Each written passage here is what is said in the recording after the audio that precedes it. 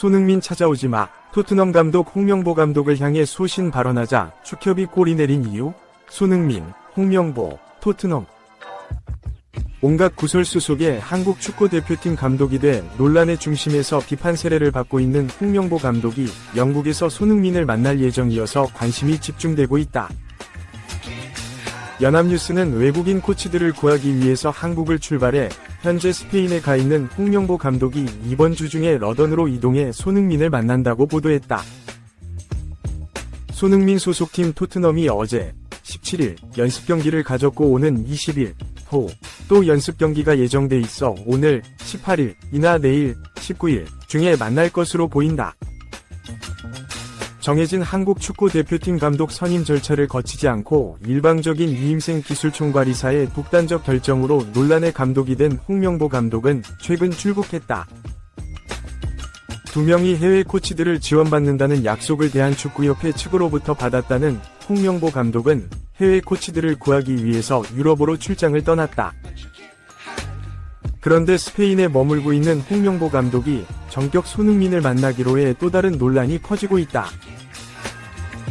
도대체 왜 유럽으로 간 것이냐는 근본적 의문과 한창 소속팀에서 연습 중인 손흥민을 왜 만나느냐는 것이다. 절차도 무시하고 강행된 독단적 결정으로 한국 대표팀을 맡게 된 홍명보 감독이 유럽을 방문해서 어떻게 코치를 구하느냐는 것이 첫 번째다. 사전에 외국인 코치에 대한 아무런 보관도 없던 홍명보 감독이 유럽으로 달려가서 어떤 인물을 코치로 영입할 수 있느냐는 비판이다. 더구나 홍명보 감독이 외국인 감독에 준하는 대우를 요구해 대한축구협회가 이를 들어준 것으로 알려졌는데 제대로 된 외국인 코치들을 영입하려면 그 대우도 최소 홍명보 감독과 엇비슷해야 한다.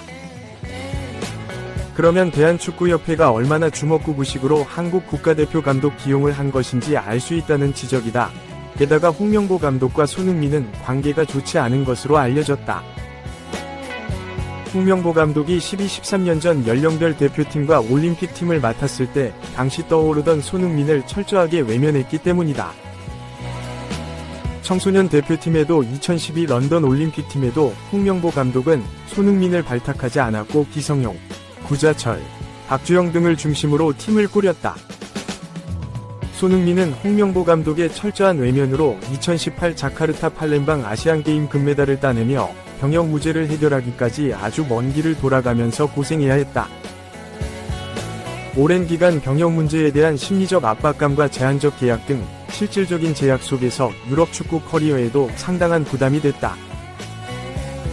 2014 브라질 월드컵 때도 홍명보 감독은 이미 핫한 스타였던 손흥민을 계속 외면했다.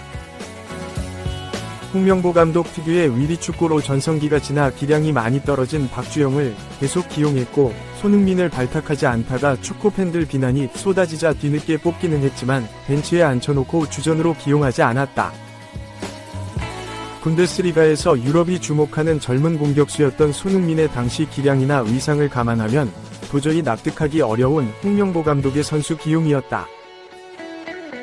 결국 2014 브라질 월드컵 알제리전 대참패 이후 홍명보 감독이 국민적 비난 속에 물러나면서 손흥민의 국가대표 인생에도 꽃이 피기 시작했다. 이처럼 손흥민에게 아무 접점도 없고 매우 불쾌한 기억만을 안긴 홍명보 감독이 갑자기 런던까지 찾아가는 모양새는 너무 이상하다. 그럴 정도로 두 사람 사이에 인간적 신뢰도 없고 개인적 인연이 두터운 것도 아니기 때문이다.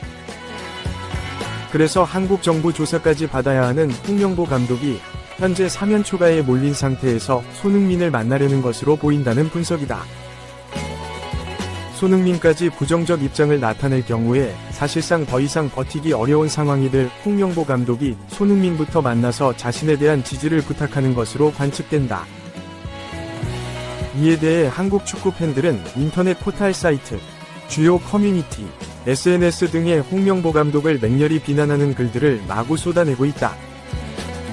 양심이 있다면 어떻게 손흥민을 만나러 갈 수 있냐는 글부터 코치 구하러 간다고 해놓고 손흥민을 만나는 걸 어떻게 이해해야 하냐는 글 등 홍명보 감독에 대한 한국 축구 팬들의 분노는 더욱 커지고 있다. 2. 믿었던 포스테코글루, 손흥민, 범탱이, 인종차별, 썬 결정 따르겠다. 안지 포스테코글루 감독이 최근 손흥민이 겪은 인종차별에 대해 손흥민의 결정을 따르겠다며 회피성 발언을 했다. 심지어 이번 일은 손흥민과 로드리고 벤탄쿠르가 얽혀 있어 사실상 토트넘 호스퍼 구단 내부에서 일어난 일이나 다름없는 데에도 불구하고 사령탑이 정확한 코멘트를 남기는 걸 피한 것이다.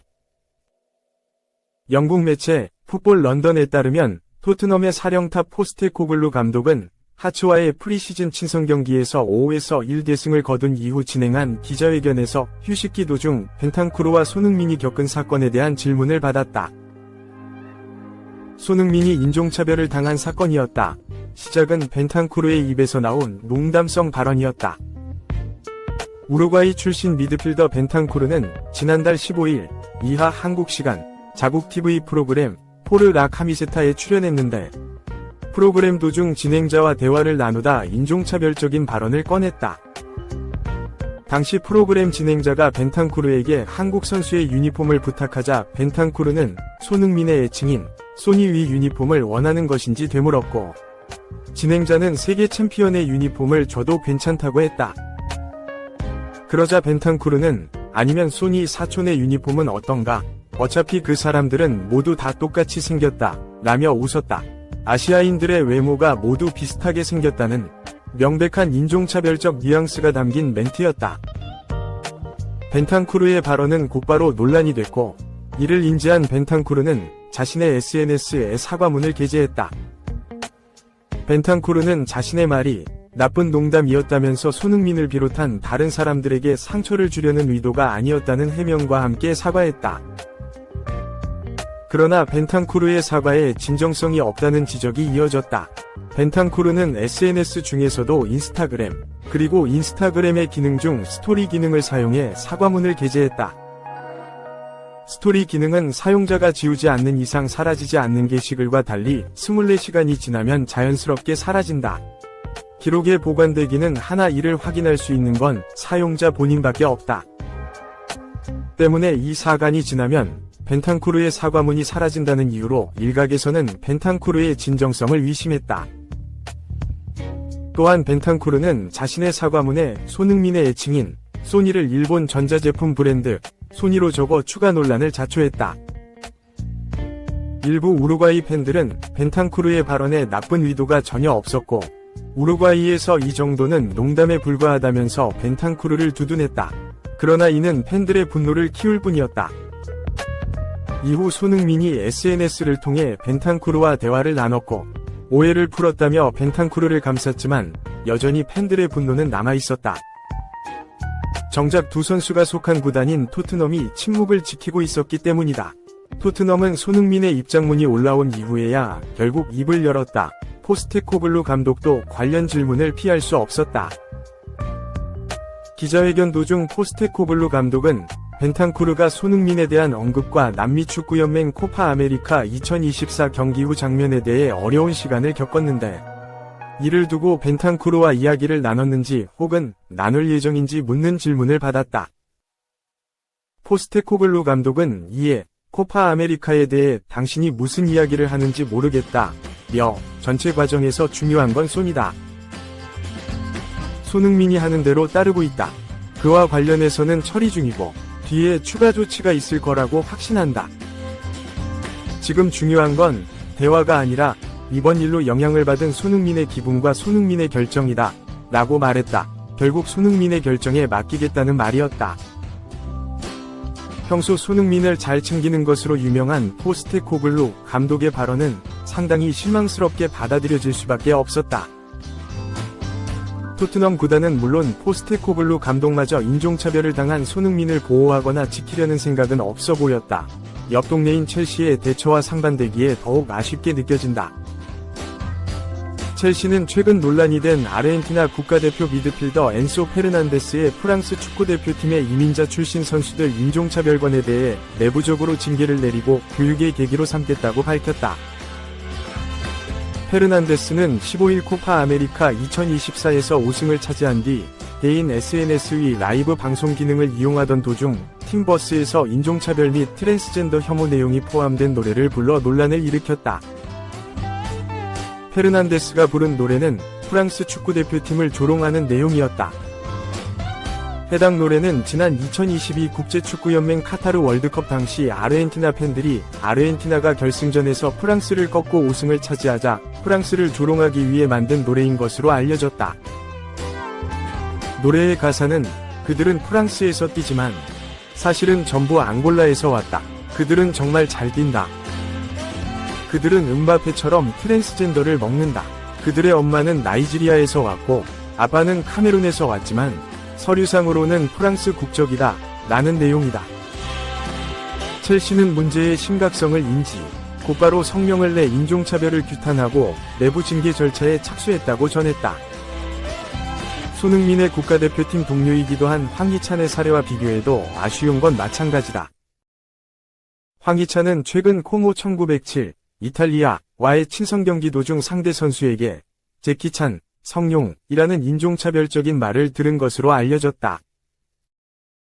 이에 황희찬의 팀 동료인 다니엘 포덴세가 격분해 상대 수비수에게 주먹을 휘두르기도 했다. 사건이 터진 직후 울버햄프턴은 공식 성명을 통해 황희찬을 보호했다. 황희찬을 지도하는 게리 오닐 감독도 경기를 중단시키고 황희찬에게 경기를 더 뛸 의향이 있는지 혹은 경기 전체를 중단할 것인지 위사를 물었다. 오닐 감독은 이후에도 구단을 통해 황희찬을 감쌌다. 심지어 울버햄프턴은 유럽축구연맹과 피파가 이번 사건에 개입하길 바라면서 우에파에 진정서를 제출했다. 물론 우에파가 친선 경기는 자신들의 소관이 아니라며 조치를 거부했으나 울버햄프턴은 황희찬의 인종차별권에 대한 대처 그 자체로도 충분히 박수받을 만했다.